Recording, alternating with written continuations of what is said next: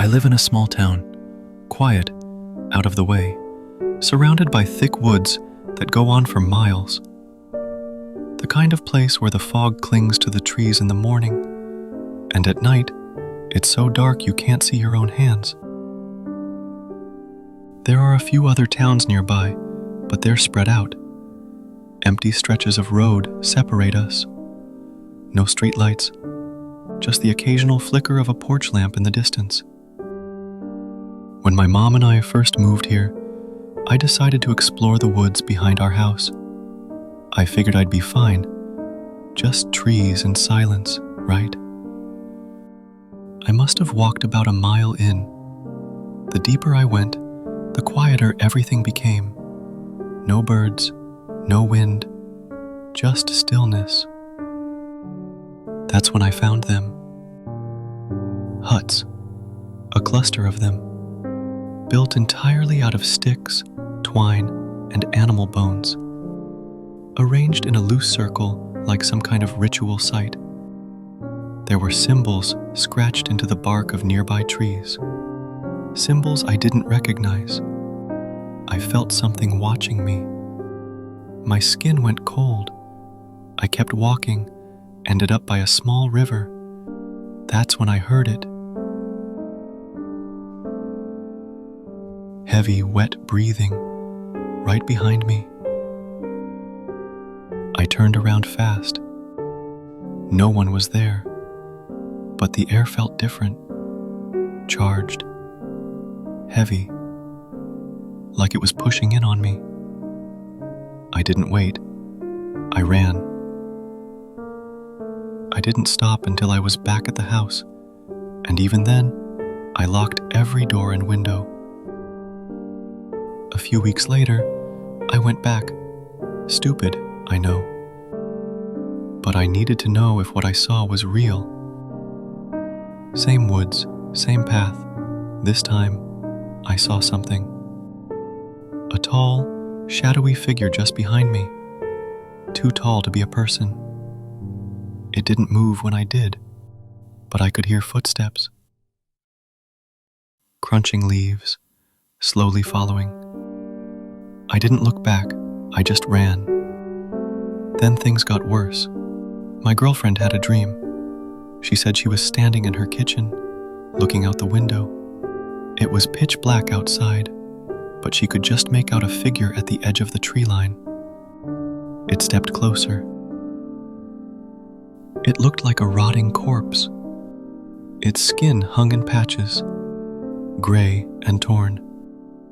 Its joints were bent the wrong way, like its bones had been rearranged. She said it was part human, part goat.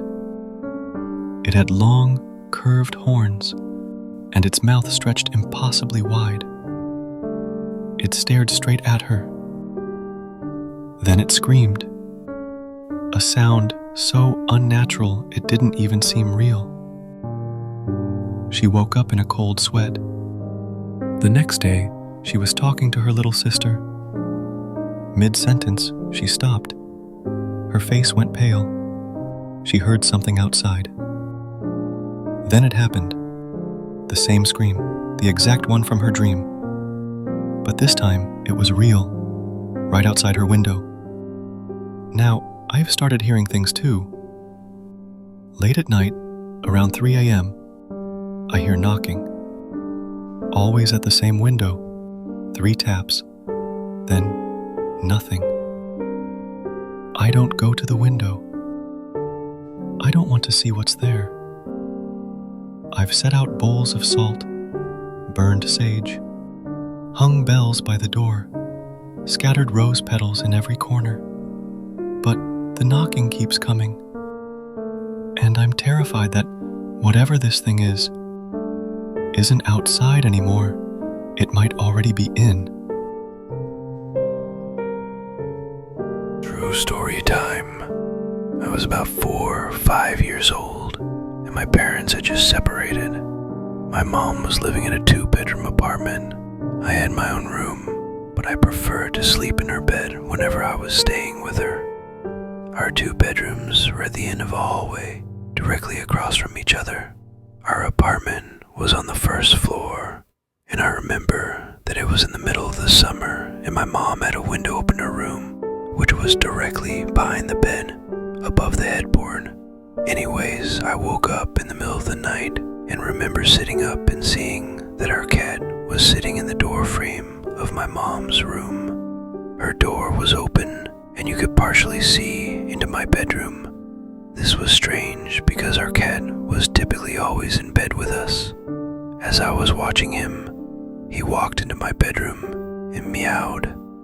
I turned to face my mom and wake her up. In the 3-4 seconds it took her to wake up and ask me what was wrong, we both looked back up in the door frame, and there was a man standing by my open door, making his way out of my bedroom. I still don't know how she managed to do it so quickly, but my mother proceeded to pick me up and literally throw me out of the screen window. Again, we were on the first floor, and it was maybe a 3-foot drop to the ground. She quickly followed, and we were able to start screaming for help, and someone called 911. The police came, but didn't see any signs of forced entry, only that our front door was unlocked, which led them to believe the man must have exited that way. The strange thing was that my mom swore up and down that she had locked the door that night with a deadbolt and chain lock. About a week later, she was cleaning the kitchen and opened up our water heater closet and found a notebook with names and drawings, as well as a pair of gloves and some gum wrappers.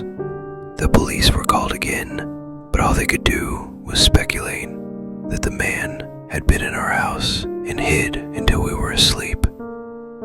A terrifying but true story I experienced when I was 12. I moved to my dad's when I was 10 and didn't know anyone in the area except for the family my dad was friends with. Single mom with 3 kids. Luckily, there was a girl a couple of years older than me, 12 at the time I met her, and we got to know each other a little over a couple years. We weren't close, but ended up having the same friends. One night, my friend Rob was hanging out with her and her younger brother. They happened to be in the house alone because my friend's mom was at work, which is where this gets terrifying and sad. Her mother has been helping this one lady through her work and got to know her fairly well. She found out her sister was in a mental institution and was let out recently. The night Rob is hanging out with my friend, they get a knock on the door. My friend thought it was just their mom. She knocks a certain way when coming in and answered it without thinking. Rob wasn't supposed to be there, and he took off through the window to his house down the road. He never thought twice about it.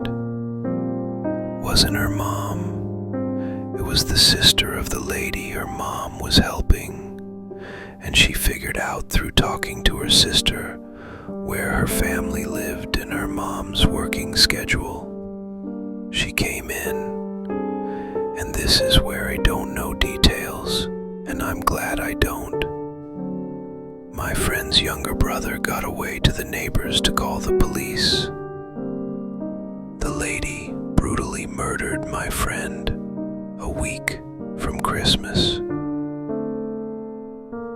decapitated her and left her body naked in a bathtub, hit her head. They had to look through the presents, and I don't know where they found it, but they did. I wasn't allowed to go to her funeral. Thank you for watching. If you're into true, eerie experiences, hit that subscribe button and stick around for more tales that blur the line between reality and the unknown.